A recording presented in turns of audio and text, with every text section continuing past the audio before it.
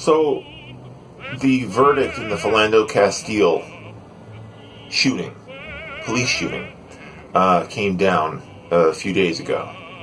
And the officer got off. He got away with killing an innocent civilian.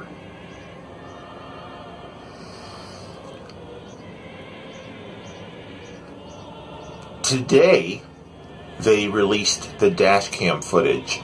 You know, when I first saw the Philando Castile murder, it was via a Facebook video, a live stream that his girlfriend, the mother of his child, who was sitting next to him at the time, his daughter was sitting in the back seat. She started to live stream immediately after the shooting. Philando Castile was actually dying in the video that was taken within the car. And the police officer was screaming, I told him not to pull, I told him not to pull. Since the video was started after Castile was shot, there was this empty space leading up to the shooting that made it difficult to, at least as an onlooker, form a complete opinion beyond, and I'm not saying that I don't believe the testimony. I believed it the second that his wife said that the cop overreacted and pulled when he didn't have to, and murdered her husband. But now, the day after the acquittal, we see the dash cam footage of the events that led up to the shooting. And they affirm the testimony that not only did Philando Castile not pull for a weapon, but as soon as the officer came to the car, he gave him the courtesy of explaining to him that he had a firearm in the vehicle. Now, Philando Castile was an armed security guard. That's the reason he had a weapon in the car. He was asked to, and he wasn't even in the driver's seat, he was in the passenger seat. He was asked to show the officer his ID and was shot 7 times while reaching for his wallet. When you watch the video, it's absurd how quickly asking for an ID escalated into, don't pull the gun, man! Don't pull the gun, man! I told you not to pull the gun! We also, because of the dash cam, get to see the aftermath, where immediately after, the police officer explains why to another officer why he shot Castile. And it is because his grip was too wide to be reaching for a wallet. The spacing of his hand was too wide to be reaching for a wallet. This officer could not give a black man the benefit of the doubt after he already made a show of good faith that he was reaching into his back pocket to pull out something that wasn't a weapon. He couldn't give the man the good faith of, think about how basic it is to reach for your back pocket when someone asks you for your fucking ID. Most people don't carry guns in their back pocket while they're sitting down. Most people carry wallets in their back pocket. This officer's paranoia and fear was then used to add insult to injury at the trial as a justification for what he did. And it's ostensibly why he got off. He felt threatened. No one questioned why he felt threatened by a man reaching into his back pocket for his wallet. Apparently, the jury was not capable of the basic critical thinking to question why someone reaching into their back pocket is justification for on-the-spot execution. Because Philando Castile is black. So of course, anything he does, breathe, make eye contact, put his hands up, leave his hands down, would have been an adequate reason to be afraid. That's what this verdict means. That's what this verdict says is to the public is black skin is an adequate justification for even the most mundane tasks to be an act of aggression and justification for murder.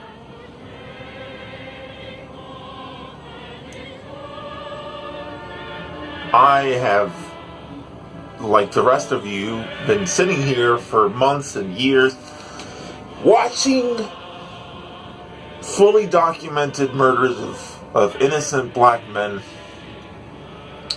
and expressing my outrage. But today I want to also follow up with what I think is a constructive solution. Because yes, we need to call these things out. We need to call out every time that one of these injustices is committed because the fucking institutions themselves are not going to do jack shit about it without public pressure. Keep the pressure on. We will get reforms. You know, since this discussion about police brutality started, they have really upped the amount of dash cams and body cams. Now, it's been 2 steps forward and 1 step back because a lot of the time, a lot of these crimes committed by police officers against civilians can be fully documented by the dash cam. Like in the case of Philando Castile's murder. And you know what crushes my brain about the Philando Castile murder is that you have not 1, but 2 videotapes backing up the testimony of the first-hand testimony of his wife. It's not just her word, it's weighted by documentation of the entire shooting from top to bottom. And her word was not, her word plus massive, indisputable proof was not enough to be fairly weighted against the word of a police officer.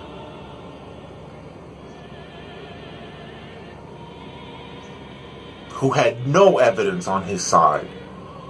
The threat presented by Philando Castile was entirely in his mind, and the jury trusted him. The jury said, "You're right. Black people are scary. They are inherently dangerous You made the right decision, sir. Excuse me.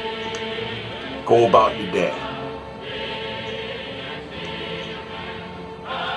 But we need a constructive solution. So aside from activism, which is very important and has led to some relevant reforms, we need to examine how we are training our police.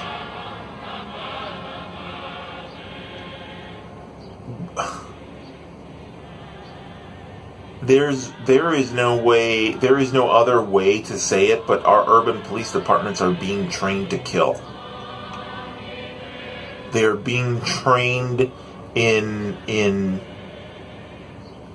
tactics. They're being trained as though they're being dropped into a conflict zone.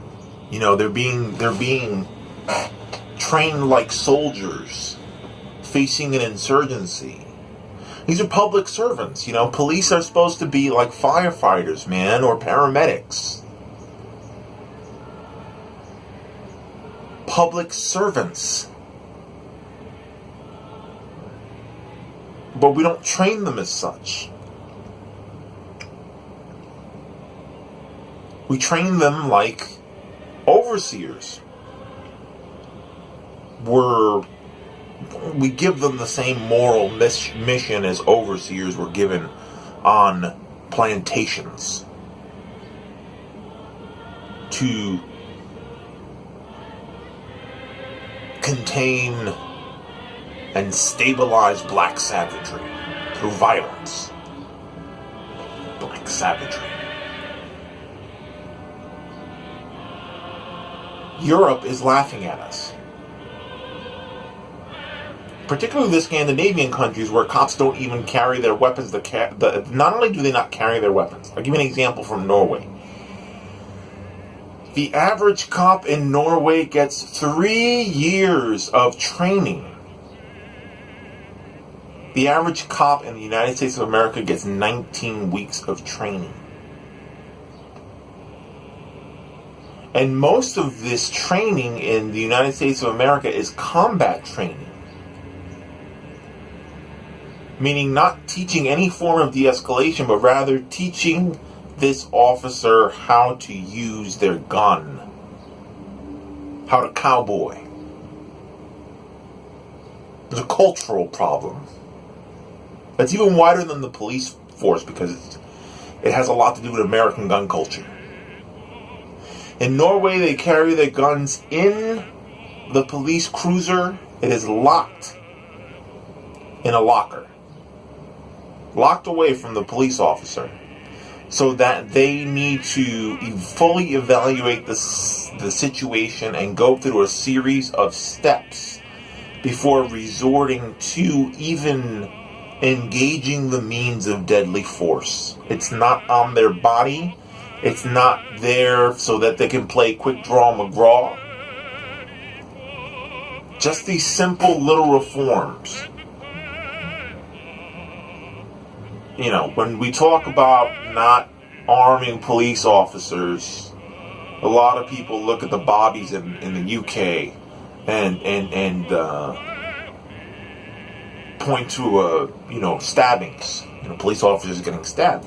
But it doesn't have to be an all or nothing situation. I like the Nordic system. I like how Norwegian cops have the option of using deadly force, but also they are taught that it is the option of absolute last resort. They're taught escalation. And this already happens in U.S. law enforcement on the federal level. For example, military police are given a use of force model. What is a use of force model? The use of force model evaluates 3 factors. The risk perceived, right? The subject action, meaning the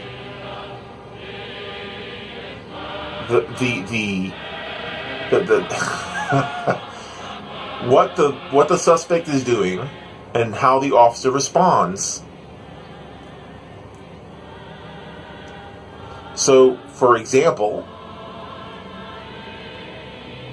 like, it's almost like a pyramid, right? It's like a hierarchy of action, with lethal action being the absolute last resort. You can Google this. I think I'll put it in at the beginning of the video. The image, the graph of the use of force model. But, for example, the base of that hierarchy is to be professional, right? At the most basic level. And if someone resists at that basic level, you engage cooperative controls. Professional, cooperative. If the situation escalates into a tactical risk, meaning a person is resistant but passively resisting, the officer is supposed to use contact controls, meaning keeping the person from making contact with them. The next tier is threshold, which is to say someone is being actively resistant. The police officer is supposed to use compliance techniques. Look at all these tiers of training. Look at all of these gradients and shades before we're anywhere near lethal force. Now we're getting close, because the next risk perception is that the person is harmful. And that means that the person is assaultive and engaging in bodily harm. The officer is supposed to use defensive tactics. We still don't have deadly force. Defensive tactics. And that's when someone is being assaultive, using bodily harm. Philando Castile was still down at the level of this use of force model that the police officer was supposed to use cooperative controls. And he barely qualified for that. He was at the risk perception level of professional, meaning a professional, professional courtesy, right? He was stopped and was going to receive a ticket. All he needed was professionalism. And at the top of this use of force model, which is prescribed for military police, is lethal.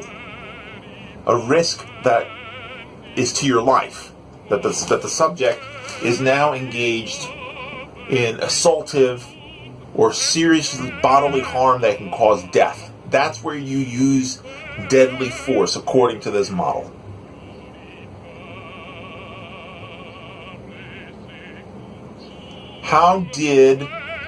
Why is there no training? I mean, the most important part of training is this model of proportionate force. Proportionate force. You shouldn't be blowing someone's fucking arm off and killing them because they got stopped for a fucking parking ticket. He didn't even successfully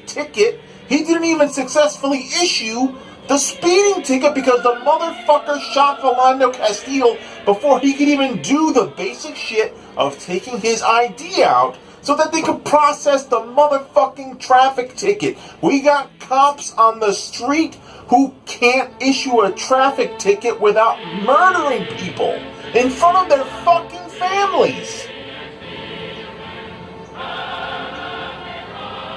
It's time to retrain cops to do basic shit, man.